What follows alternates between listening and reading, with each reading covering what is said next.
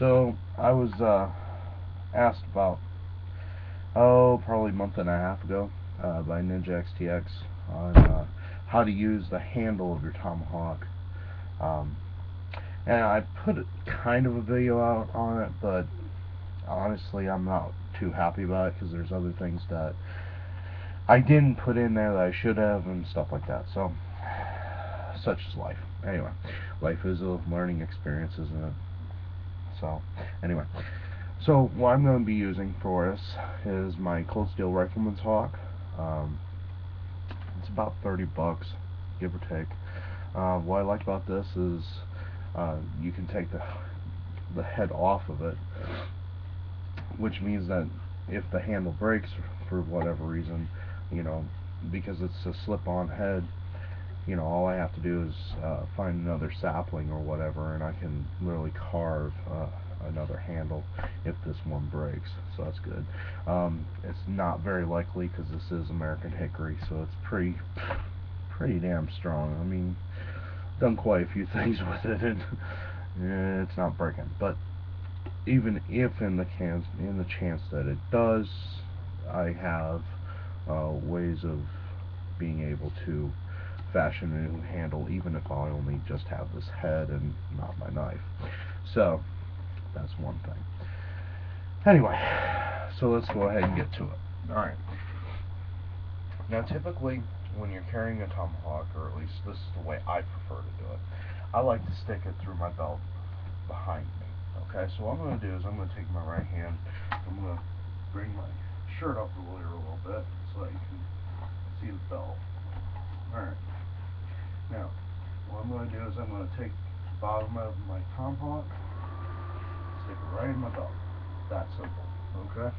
The great thing about carrying it this method, I don't have to worry about stabbing against my leg. I don't have to worry about it. I don't have to worry about anything getting in my way. If I need to move, I can do that easily. Okay? Sitting down, obviously when you get ready to sit down, you're going to take it out. Okay? Well, that's about it. Okay? Now, typically, I'm going to have my sheath on it. Okay? Unless I'm getting ready to use it or whatever, or in the position where I am going to use it. If I'm surprised, the first thing that I'm going to do is I'm going to take my right hand, I'm going to drop it back here, and I'm going to grab it by the head. Okay? And I'm going to bring it out like this. Okay? Now here's where the point of studying the stick movements cleat is really going to help you. You know, especially the 5 count. 1, 2, 3, 4, and 5. Okay? So that you can use the stick to defend yourself as you would a cleat stick or a scream stick.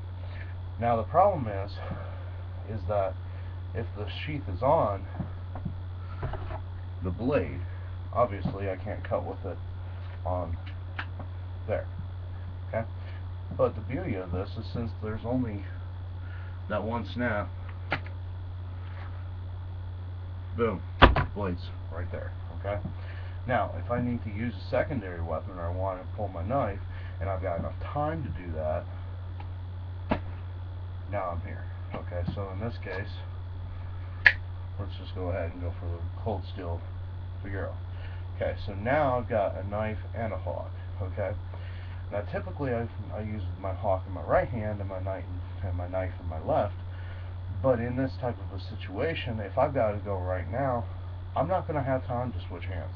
I mean, I probably could, something like that, but if I'm already here, might as well just go with what I've got. Okay, so if that attack's coming in this way, I can block with the hawk. Now, let's talk about this for a second. When I'm using the stick, okay, I'm going to go ahead and drop to one knee so I don't kill the ceiling fan. When I'm using the stick, okay, I'm going to block this way because I'm going to want to trap. I'm going to want to use this as a trap. See how that happens? So whatever comes my way is going to be blocked by the stick first and then trapped. And then I can pull and do whatever I want to do from there. If it comes this way, boom.